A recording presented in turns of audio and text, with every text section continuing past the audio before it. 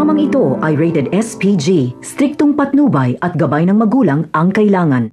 Tinawagan nga ni Pilar si Marites para sabihin na hawak niya si Tinding at ang mga titulo ang kapalit ng buhay nito.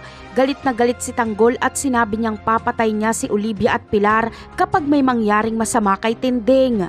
Habang si Marites naman ay handa siyang ibigay ang mga titulo na yon para sa kaligtasan ni Tinding. Samantala, si Marites, Ramon at Tanggol ang pumunta sa hideout nila Pilar para iligtas si Tinding. Unang pumasok si Tanggol at nakipagbakbakan siya sa mga tauhan ni Pilar. At dahil mag-isa lang si Tanggol ay dihado siya. Kaya hindi na nakatiis si Ramon kaya nakisali na siya sa bakbakan.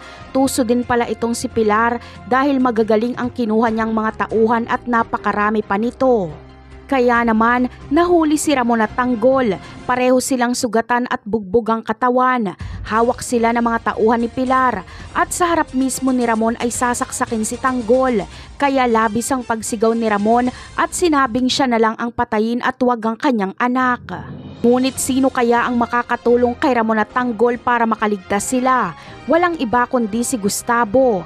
Matatandaan natin na pinahanap ni Gustavo sa kanyang mga tauhan si Tinding. Alam ni Gustavo na alam ni Pilar kung nasaan si Tinding, kaya si Pilar ang kanyang pinasundan. At dito nga madadat na ni Gustavo at ng kanyang mga tauhan ang karumal-dumal na sinapit ni Ramon at Tanggol. Ililigtas ni Gustavo ang apo niyang si Tanggol at pati na si Ramon dahil nandoon din si Ramon para iligtas ang mahal ni Gustavo na si Tinding. Napakarami pa nating dapat abangan sa mga susunod na episode. Paalam!